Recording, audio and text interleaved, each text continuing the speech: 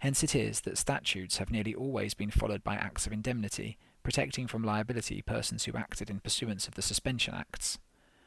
The right of freedom of speech, again, is simply the right which everyone has to say, write, or publish what he pleases so long as he does not commit a breach of the law.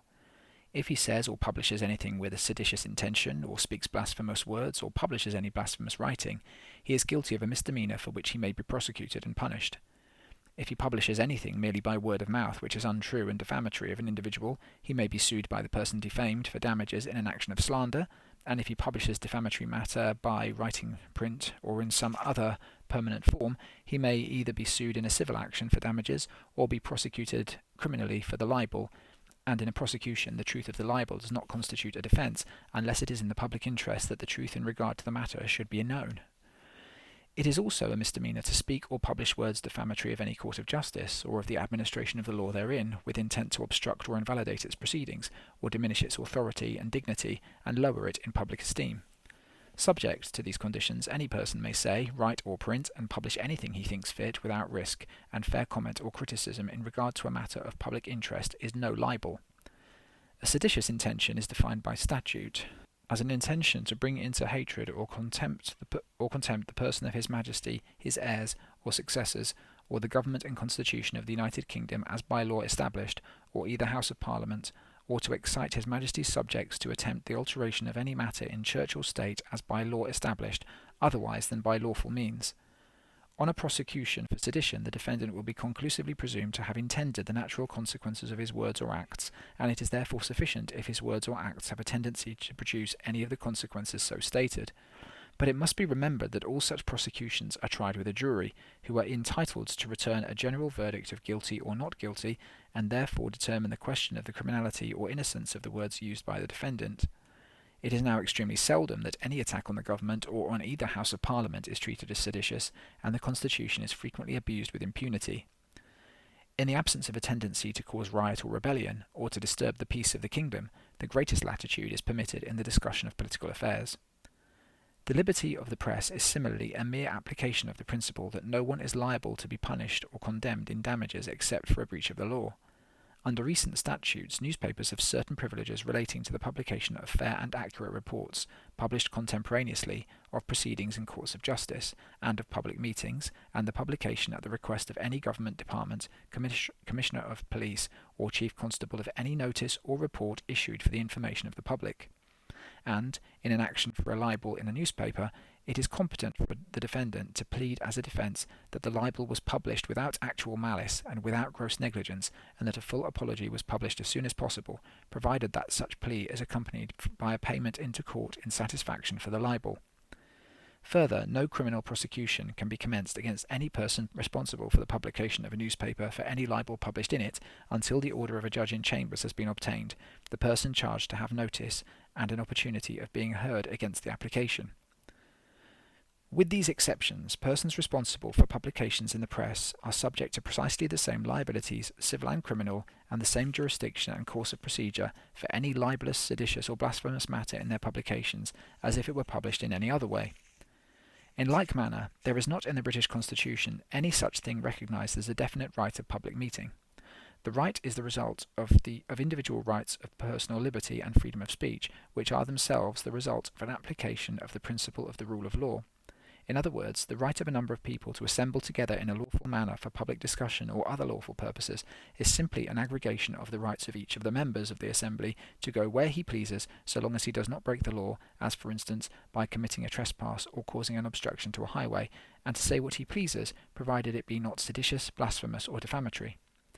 An assembly may be unlawful either because of the purposes for which it is held or because of the manner in which it is held. For instance, an assembly of 3 or more persons is an unlawful assembly if they are assembled with intent to commit a breach of the peace, and an assembly of 3 or more persons with intent to carry out any common purpose, whether lawful or unlawful, is an unlawful assembly if it is held in such a manner as to give people in the neighbourhood reasonable grounds to apprehend a breach of the peace in consequence of it. But a public meeting, if otherwise lawful, does not become unlawful merely because it is prohibited by a Secretary of State or magistrate or by the police. If an unlawful assembly has actually begun to execute the purpose for which it is held by a breach of the peace, and to the terror of any member of the public, it becomes a riot. An unlawful assembly may lawfully be dispersed by force even though it has not yet become a riot, and all persons taking part in the assembly can be prosecuted for misdemeanour. It is justifiable, not only for magistrates, soldiers, and the police, but also for all citizens, to use whatever force may be necessary to put down riots and breaches of the peace. Indeed, it is the duty of all citizens, if called upon, to take part in the suppression of riots and the prevention of breaches of the peace. The position of the soldier, that is to say, any person, officer or private, who is subject to military law, is that, while he is subject to special duties and liabilities and to the jurisdiction of special tribunals under military law, he is also, at times, subject to the duties and liabilities of an ordinary citizen and to the jurisdiction of the ordinary courts. If he commits a crime under the ordinary law, he may be tried in the ordinary criminal court, referred to in the Army Act as a civil court, though, except in the case of murder, manslaughter, and certain other serious crimes, he is also liable to be tried by court-martial. For purely military offences, he can be tried only by court-martial. If a soldier is acquitted or convicted by a civil court, he cannot afterwards be tried for the same offence by court-martial, but an acquittal or conviction by a court-martial is no bar to a subsequent indictment in a civil court for the same offence. If, however, he has been sentenced to punishment by the court-martial, the civil court, in awarding punishment, must have regard to any military punishment already undergone. When a person is charged in a civil court with any crime under the ordinary law, the fact that he was acting in obedience to superior orders is not of itself a defence, although under military law he is bound to obey such orders. In such cases, any serious injustice may be prevented by the exercise of the right of the Attorney General, as representing the Crown, to enter a nolle prosequi, or by means of the prerogative of pardon. No person who is not subject to military law is liable to be tried by court-martial, and it is for the civil courts to determine in any given case whether a person is or is not subject to military law.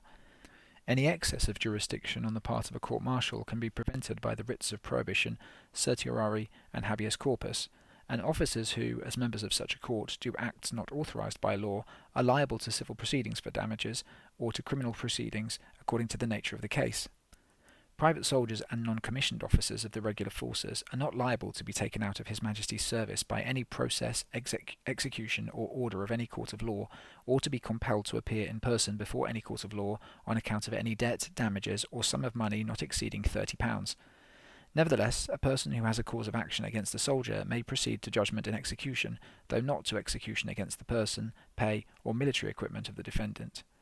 Subject to this special exemption, officers and soldiers are in the same position as civilians with regard to the liability to be sued in the ordinary courts for debts and civil wrongs. Nobody can weigh and consider a summary statement of this kind without observing two main facts. The first is that the crucial decisions are the decisions of the courts. The second is that the courts which are referred to are the ordinary courts. It makes not merely some difference, but all the difference, that under our Constitution, which is said to have grown and not to have been made, which, in other words, is the accumulated result of particular decisions and not the sudden product of a general declaration, there is not one court for the constitutional problem and another court for the controversy between individual citizens, not one court for the official and another court for litigation to which no official is a party, but one and the same court for all parties and for all suits. To this topic it will be necessary presently to return, but it is of no less vital and far-reaching importance that the order which determines the question is the order of a court. All that is involved and implied in the term court is essential. It may well be that, in a particular case, a perfectly correct opinion might be obtained from some anonymous person, incapable of identification, who heard none of the parties to the controversy, but brought his individual reason to bear in private upon a miscellaneous bundle of correspondence. It is even possible that, in a particular case, a mysterious individual of that kind might not be in the smallest degree tempted or diverted from a sound opinion by the fact, if it happened to be the fact, that he was closely associated with one of the parties to the controversy. But it is manifest that an opinion so arrived at differs by the whole width of the heavens from the decision of a court.